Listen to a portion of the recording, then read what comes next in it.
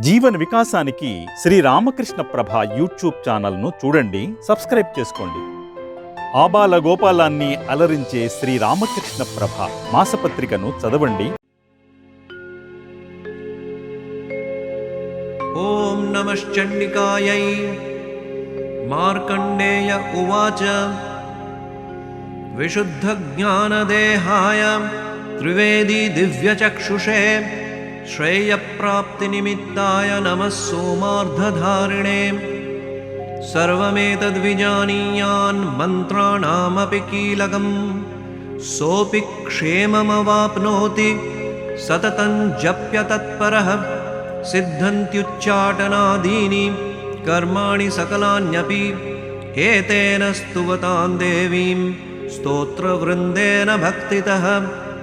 न मन्त्रो नौषधं तस्य न किञ्चिद् अपि विद्यते विना जप्येन सिद्धेत्तु सर्वमुच्चाटनादिकम्.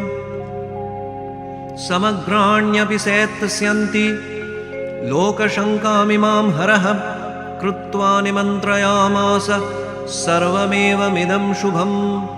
स्तोत्रं वै चण्डिकायास्तु तच्च गुह्यं चकारसः. समाप्नोति सुपुण्येन तां यथावन्निमन्त्रणाम्.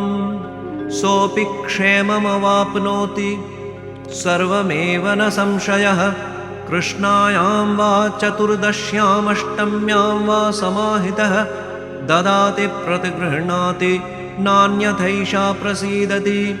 इत्थं रूपेण कीलेन महादेवेन कीलितं यो निष्कीलां विधायैनां चण्डीं जपति नित्यशः. स सिद्धः सगणः सोऽथ गन्धर्वो जायते ध्रुवम्. न चैवापाटवं तस्य भयं क्वापि न जायते. नापमृत्युवशं याति मृते च मोक्षमाप्नुयात्. ज्ञात्वा प्रारभ्य कुर्वीत ह्यकुर्वाणो विनश्यति. ततो ज्ञात्वैव सम्पूर्णमिदं प्रारभ्यते बुधैः. सौभाग्यादि च यत्किञ्चित् दृश्यते ललनाजने तत्सर्वं तत्प्रसादेन तेन जप्यमिदं शुभम्. शनैस्तु जप्यमानेऽस्मिन् स्तोत्रे सम्पत्तिरुच्चकैः भवत्येव समग्रापि ततः प्रारभ्यमेव तत्. ऐश्वर्यं तत्प्रसादेन सौभाग्यारोग्यमेव च. शत्रुहानिः परो मोक्षस्तूयते सा न किञ्जनैः. चण्डिकां हृदयेनापि यस्मरेत् सततं नरः हृद्यं काममवाप्नोति हृदि देवी सदा वसेत्. अग्रतो मुं महादेव कृतं कीलकवारणं निष्कीलं च तथा कृत्वा पठितव्यं समाहितैः. इति कीलकस्तवः समाप्तः.